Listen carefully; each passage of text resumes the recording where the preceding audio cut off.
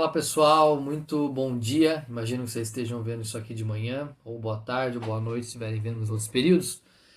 Meu nome é Gustavo, eu fui convidado a falar para vocês aqui na ETEC Porto Feliz pelo meu bom e grande amigo Marco Aurélio, que é amigo meu há muito tempo, professor de vocês, e ele me convidou a gente ter um papo, né, sobre questões de arquitetura e urbanismo, urbanização brasileira, etc. Ele deixou bem aberto para que eu pudesse falar dentro desse escopo, né, sobre coisas que eu acho interessante para vocês.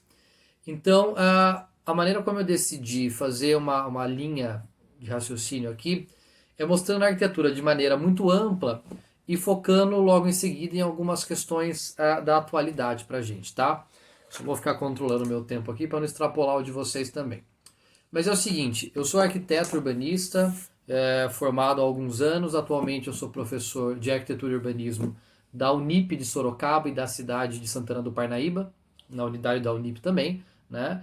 E eu dou aula majoritariamente de história da arte e história da arquitetura e do urbanismo, mexendo também com questões de projeto e planejamento urbano, né? Inclusive, eu tenho um mestrado que eu defendi no ano passado sobre planejamento urbano e vou falar um pouco dessas áreas diversas e diversificadas para vocês, tá bom? E a maneira como eu escolhi conduzir essa fala, né? Não é uma aula, mas é uma fala, uma conversa entre nós aqui, que eu espero que seja agradável para vocês também, é mostrando alguns livros, né? Alguns livros que eu tenho aqui em casa, mas para a gente poder ter alguns assuntos, inclusive mostrando esses livros, são indicações minhas, né? Para caso vocês queiram em algum momento se aprofundar no assunto, ou quem aí gostaria de seguir na área, ou mesmo simplesmente aprofundar, né? Por interesse, eu acho que pode ser interessante, tá? A primeira coisa que eu queria deixar claro para vocês é que o curso não é de arquitetura apenas, e sim de arquitetura e urbanismo. Isso significa que a gente não estuda apenas e tão somente os edifícios, as edificações enquanto materialidade construída, mas a gente vai estudar a forma que a cidade toma a partir das edificações, tá bom? Isso significa que é a relação entre as edificações e entre as pessoas e as edificações. Isso vai resultar num tipo de pesquisa que não vai se deter somente na materialidade do tijolo, do concreto, dentre outras coisas. A gente vai estudar as maneiras como a cidade é produzida, por quem ela é produzida e para quem ela é produzida. Isso é muito importante. Vocês, seja na cidade onde vocês estiverem, seja em Porto Feliz, seja em Sorocaba, seja em São Paulo, seja no Rio de Janeiro, onde vocês forem, vocês vão notar que os tecidos urbanos são diferentes. Áreas para pessoas mais ricas, áreas para pessoas mais pobres, e que isso vai fazer uma diferença na qualidade de vida dela, tá? De cada uma dessas pessoas. Áreas com muita extensão, né? Casas muito grandes com poucas pessoas, casas minúsculas com muita gente, como são as favelas normalmente, né? E isso é também um problema para quem estuda essas questões. Um problema que eu digo uma questão. Isso é um motivo de estudo para a gente, tá bom? Então vamos começar dessa escala maior, né, do urbanismo, para a gente chegar na cidade. Uma pessoa que eu sempre gosto de indicar nessas questões de arquitetura e urbanismo é uma arquiteta e urbanista professora da Universidade de São Paulo, a USP, chamada Hermínia Maricato. Tá? Se eu tivesse que recomendar para vocês um livro sobre urbanismo agora, que é um livro com uma leitura fácil, porém muito profunda, seria esse livrinho aqui da Hermínia Maricato, né? Tô aproximando aqui para caso vocês estejam vendo no computador de vocês, puderem tirar um print, alguma coisa e guardar para depois procurarem a referência, né? Esse é um livro da Hermínia Maricato chamado O Impasse da Política Urbana Brasileira, que ela vai falar sobre essa questão da política urbana e por que a gente tem tecidos urbanos tão diferentes no Brasil, por que a gente tem pessoas morando em mansões e outras que sequer têm acesso a saneamento básico, água potável, energia elétrica ou uma habitação digna.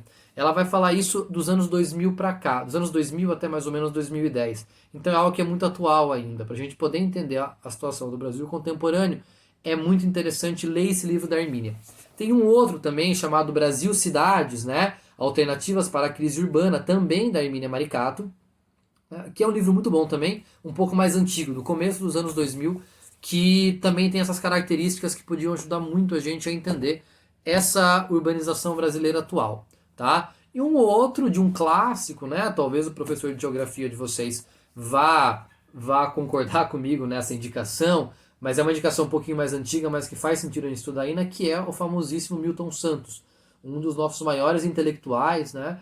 da geografia e para vocês verem como essa área do urbanismo, da arquitetura, ela é uma área interdisciplinar.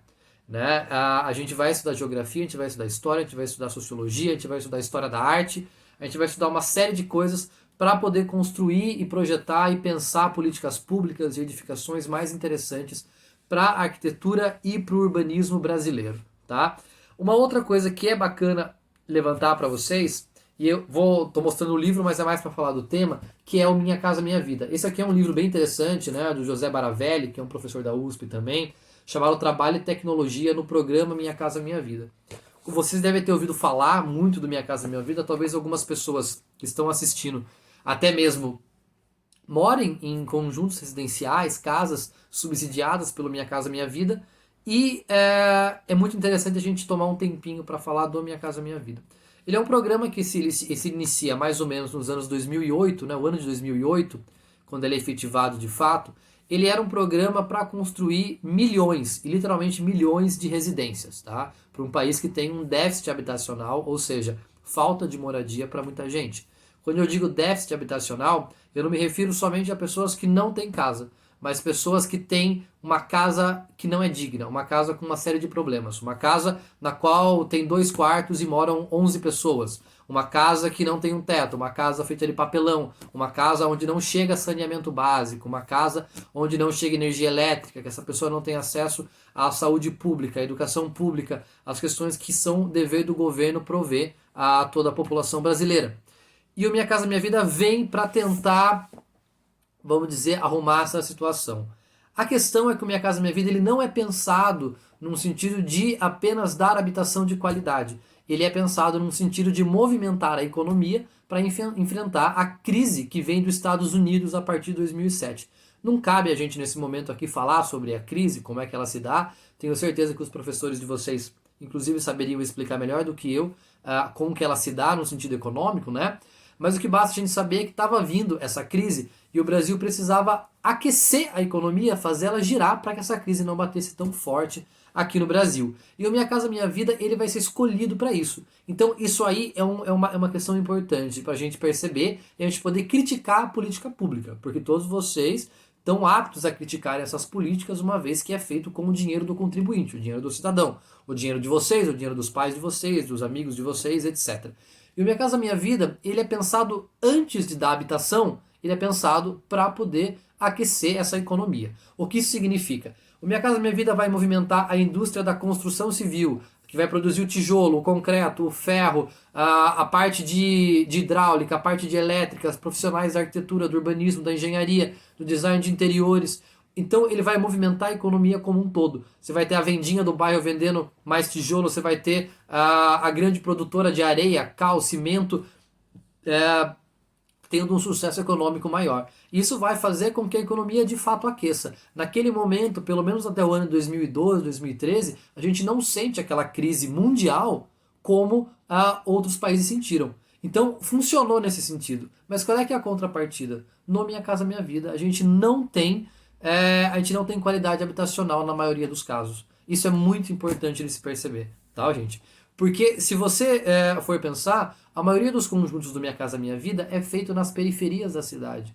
Porque lá a terra é mais barata. Então você faz habitação para gente de baixa renda, para pessoas pobres, em outras palavras, muito longe das áreas onde elas trabalham, onde elas estudam, onde elas poderiam ter lazer, por exemplo. Então você isola, você segrega elas numa periferia na qual você não dá condições de habitação dignas para essas pessoas. Tá? Então é preciso fazer essa crítica ao Minha Casa Minha Vida. Para além disso, é uma habitação mínima.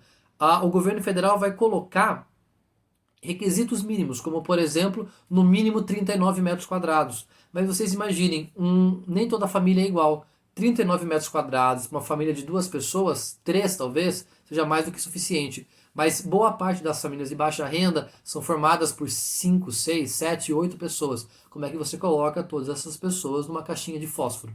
Né? Então ela não é pensada na qualidade habitacional, ela é pensada num sentido de movimentar a economia. Nisso ela funciona, mas como um programa habitacional ela deveria ter sido pensada com certeza na sua qualidade também. Ninguém vai negar que o Minha Casa Minha Vida de fato construiu mais de 4 milhões de habitações, de unidades habitacionais. Isso é importante, não deixar de se pensar nisso, mas ao mesmo tempo é necessário fazer uma crítica onde condição habitacional, ela não é aquela melhor possível. Ela não é a condição digna que nós, arquitetos e urbanistas, que tem um viés progressista, que tem um viés, tem uma atuação profissional, uma atuação no seu ofício, que procura uma melhoria habitacional, a extinção do tal do déficit habitacional, não é a qualidade ideal que a gente procura. Portanto, essa crítica tem que ser feita para que novas políticas públicas urbanas possam ser desenvolvidas no futuro que façam com que o déficit habitacional seja extinto, ou seja, para que se dê casa para as pessoas, mas que essa casa não seja uma casa qualquer, ela seja uma casa com qualidade e com um espaço suficiente para cada família na sua tipologia própria, uma família de 2 pessoas, 4 pessoas, 10 pessoas, e ao mesmo tempo que não seja uma família para morar num conjunto habitacional tão longe do centro da cidade, ela esteja integrada na malha urbana, ou seja, com acesso a transporte público e dentre outras coisas. Isso é uma coisa com a qual eu quero terminar a conversa com vocês. Habitação não é só uma casa para morar, não é um teto sobre a cabeça. Habitação é você ter qualidade onde você mora, é você ter um teto bom onde morar, é você ter acesso por transporte coletivo de qualidade, transporte coletivo público de qualidade, é você ter acesso à educação pública de qualidade, é você ter acesso à saúde pública de qualidade. Isso tudo é habitação. Habitação não é apenas um teto sobre a cabeça. Habitação é você ter condições dignas de morar e viver na cidade e interagir, inclusive, com a sociedade que te rodeia. Tá bom, gente? Essa aqui é uma conversa curta que eu queria colocar essas coisas, até falei um pouco rápido, né? Mas eu estou à disposição de vocês. O Marco pode passar meu contato, caso alguém tenha interesse para conversar. Estou deixando já liberado para o Marco passar meu contato. Caso queira anotar, eu tenho um e-mail. Meu e-mail é gustavospcampus@gmail.com. gustavospcampus@gmail.com. E estou disponível para vocês quiserem tirar alguma dúvida ou a gente bater um papo aí. E espero que depois dessa crise toda que a gente está passando, onde, diga-se de passagem, só vou fazer uma observação, já até estourei o tempo que o Marco tinha falado para eu me conter, nessa situação toda de coronavírus, como é que a população da periferia reage a isso? Como é que é uma população que mora numa favela, onde sequer você tem acesso à água potável, como é que você lava a mão por 20 segundos a cada vez que você sai de casa? Como é que você toma banho todo dia? Como é que você se isola? Como é que essas pessoas podem ficar fazendo quarentena dentro de casa, sendo que o trabalho delas muitas vezes é o trabalho de ambulante, vendendo guloseimas no transporte público ou em outros lugares? Então essa população definitivamente é muito mais afetada do que as classes economicamente mais elevadas. São classes que têm muita dificuldade em conseguir ficar em casa, justamente porque a condição urbana e habitacional delas é muito precária. E é justamente nesse sentido que a gente tem que lutar por uma condição habitacional e urbana de maior qualidade no Brasil, não só a partir de agora, mas sempre, né? Já faz muito tempo que tem muitos profissionais empenhados nisso. Mas eu acho que cada vez mais a gente precisa lutar por uma condição urbana melhor, lutar por uma reforma urbana, lutar por um direito à cidade no qual todos têm que ter a possibilidade de participar do jogo democrático que se dá dentro da cidade. Tá bom, gente? Foi um prazer falar com vocês. Uma pena ser um pouco rápido. A gente se fala numa próxima aí, espero que pessoalmente. Um abraço para todo mundo.